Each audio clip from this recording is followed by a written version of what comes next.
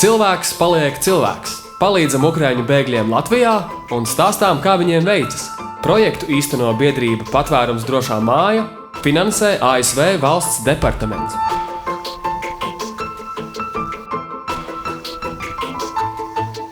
Šoreiz veiksmes stāstā par brīvprātīgajiem un brīvprātīgo darbu kā veiksmīgas integrācijas pazīmi. Palīdzot citiem, palīdzam paši sev. Taču stāsts sākas ar latviešu brīvprātīgo Larisu, kura strādā organizācijas Young Folks palīdzības punktā Ukraiņiem Rīgas autoostā. Mēs esam palīdzības punktā autoostā. Šeit mēs palīdzam cilvēkiem, kuri tikko pirmo reizi iebraukuši Latvijā, vai viņi brauc tālāk uz Eiropu, vai viņi paliek tepat Latvijā. Mēs viņiem sniedzam, tā sakot, pirmo informatīvo palīdzību. Runājot par mūsu veikalu, ko mēs organizējam, tad, kad šeit preces pareizāk apģērbi bija tik daudz, ka vairs nebija kur likt. Un cilvēki nesa, tad Aleksandrs tirgo sarunāja telpas par maksu, protams, un krietnu maksu, un mēs to nosaucam par veikalu, jo tur ir viss iekārtots tā kā veikalā, nevis tā kā noliktavā, tā kā kādā tur vienkāršā palīdzības punktā. Tur visur uz pakaramiem, tur viss ir redzams, bet viss ir par brīvu cilvēkiem no Ukrainas un arī bēgļiem no citām valstīm, kas te parādās retāk, bet arī ir.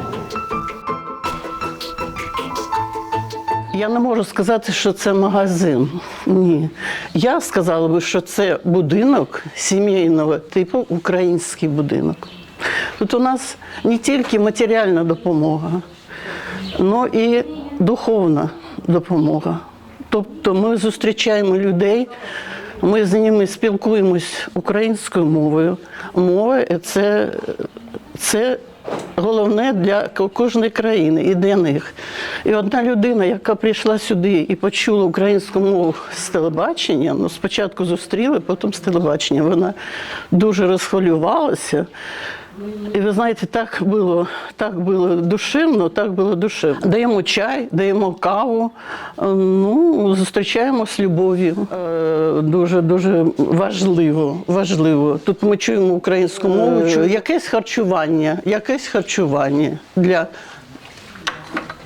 наших біженців. Жіночий одяг в цій магазині. И, как я уже сказала, не только магазин, а семейный украинский дом.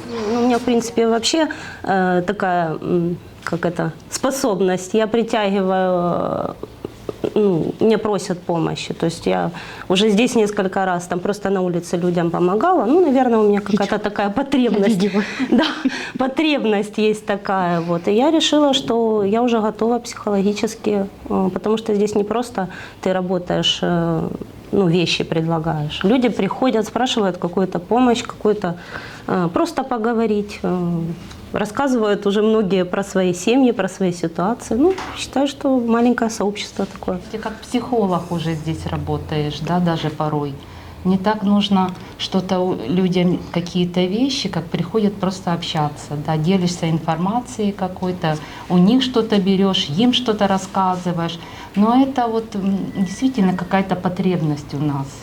Мы не можем, нам надо со своими людьми общаться, помощь какую-то, даже что-то мы знаем, люди приезжают новые, ничего не зная, как и мы. Ты им это все обговариваешь, объясняешь. Так. Многие из них одинокие, да. А, как известно, убивают не раны, а убивает одиночество. Поэтому они приходят сюда и не чувствуют себя одинокими. Но нужно не думать, а идти. Получится – замечательно. Не получится – ничего страшного. Но ты себя испытал. Ведь он больше отдает, чем берет. Если человек такой душой добрый, да, он всегда найдет себя и придет. А когда сомневаются, не знаю, есть время, нет времени. Я работаю и здесь 2 дня. На работе и здесь 2 дня. Я не могу без этого. На самом деле не важно, сколько времени отдается волонтерской работе. Можно даже полчаса, 20 минут помочь кому-то что-то. Даже те же просто прийти вещи перенести или принести человеку покушать. Это помощь на самом деле. Не обязательно для этого много времени. Un tagad vārds tiek dots tiem, kuriem tiek palīdzēts veikala labdarības punkta apmeklētājiem. Также люди нуждаются в дополнительной поддержке.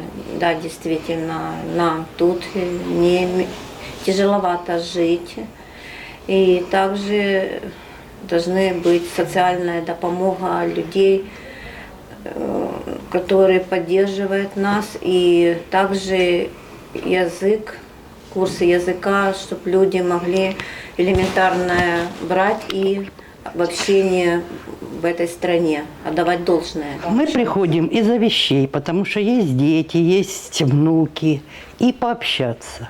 Бывает такое, что много украинцев здесь, каждый выскажет что-то свое. Поговорить. Поговорить, да. Душу как-то немножко. Излить. Вот встретим волонтера, поулыбались, Да. там все хорошо, у вас как здоровье, у нас, и вещи, и поговорить. Главное здоровье. Это главное. Чтобы они были всегда в строю, улыбались. всегда улыбались так, как они улыбаются. И выполняли свою работу, хотя они ее выполняют с 3 плюсами.